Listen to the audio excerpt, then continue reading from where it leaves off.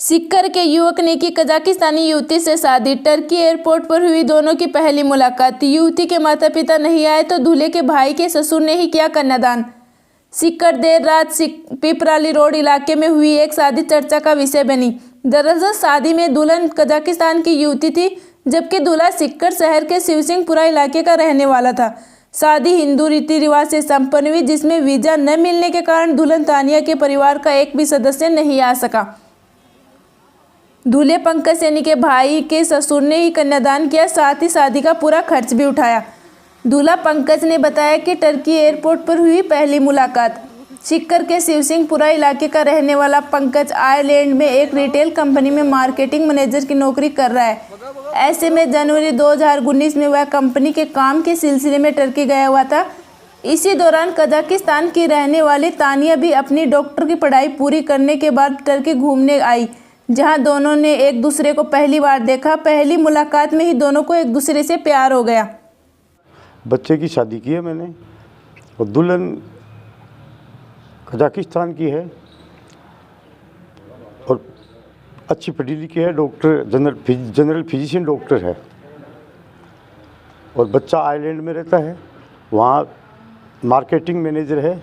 इन दोनों की टर्की के एयरपोर्ट पर इनका क्या हर गांव देशों में जाना आना होता है मार्केटिंग मैनेजर के हिसाब से, तो टर्की में इनकी मुलाकात हुई एयरपोर्ट पर। बस वहीं उनके दोनों के सेट हो गया, और उसके बाद में लड़की ने मेरे बच्चे को वहाँ कजाकिस्तान में अपने माता पिता के पास लेके गए। इनके माता पिता ने इसका रिश्ता स्वीकार कर लिया। फिर ये लड़का इस लड़की को लेके मेरे घर आया लगभग 2.5 वर्ष पहले।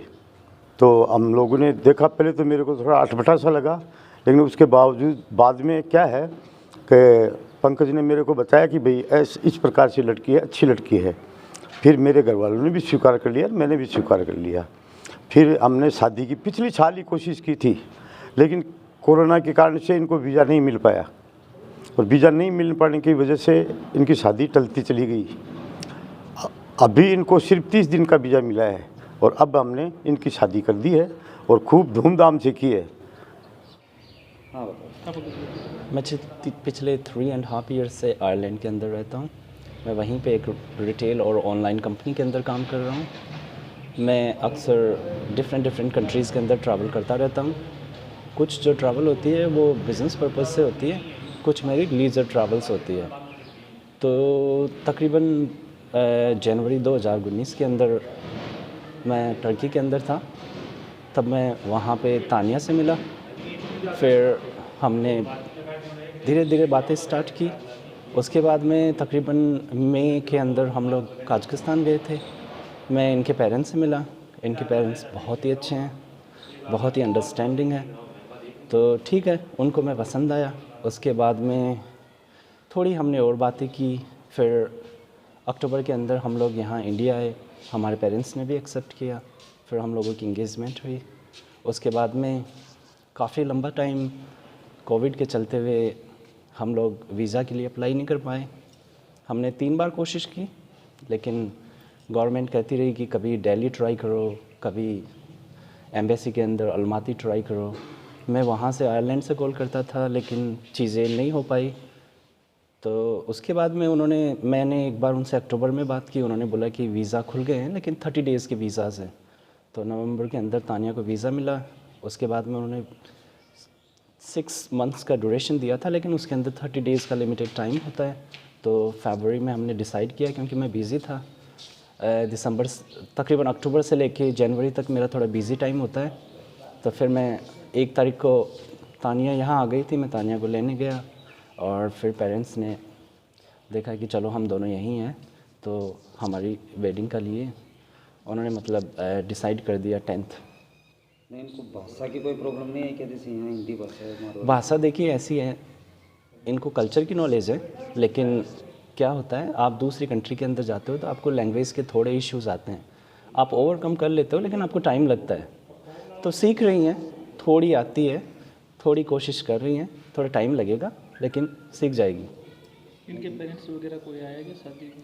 इनके पेरेंट्स आना चाहते थे दोनों ही, लेकिन क्या है, कोविड है, वो थोड़े एज्ड हैं, तो हम लोग उनको प्रॉब्लम में नहीं डालना चाहते थे।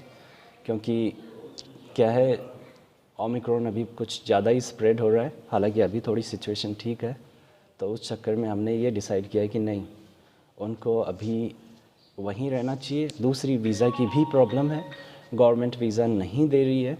सिर्फ तानिया को ही वीज़ा मिला है, वो भी हमने 3 बार अप्लाई किया है इसलिए। तानिया को ही वीज़ा मिला है, वो भी हमने 3 बार अप्लाई किया है इसलिए। कन्यादान की रस्म किसने की? कन्यादान की रस्म मेरी भाभी के मम्मी पापा ने की थी। वो काफ़ी अंडरस्टैंडिंग है, वो वहीं थे, उन्होंने एक्सेप्ट भी किया और सारे रीति रिवाज के अनुसार उन्होंने सब कुछ किया। मुलाकात कहाँ हुई और कैसे हुई है? वेल, हम लोग तो जनवरी 2019 के अंदर मिले थे। हम लोग, मैं टर्की था, तानिया एक डॉक्टर है, लेकिन वो भी टर्की आई हुई थी, तो वहाँ पे मैं तानिया से मिला था। किस तरह से हुई मुलाकात? कैसे? देखिए, मुलाकात तो क्या है, मैं किसी जानकार के थ्रू हुई थी। मैं इनकी तरफ से कोई रेफरेंस था, मैं जानता था उनको, तो इस तरीके से हम लोग जैसे एक साथ ही थे, तो इस तरीके से मैंने जाना इनको। फिर धीरे धीरे हम लोग बात करने लग गए, तो ऐसे ही धीरे धीरे इन्होंने मेरे को समझा, मैंने इनको समझा, तो हमें लगा कि चलो ठीक है, हम दोनों सूटेबल हैं एक दूसरे के लिए। फिर काफ़ी लंबे टाइम तक हमने बात की, धीरे धीरे घर वालों की तरफ से एक्सेप्टेंस मिला। आप कहाँ रहते हैं? मैं आयरलैंड रहता हूँ। नहीं, मैं सीकर में यहाँ पे न्यू हाउसिंग बोर्ड के अंदर रहता हूँ। आपका नाम? मेरा नाम पंकज सैनी है।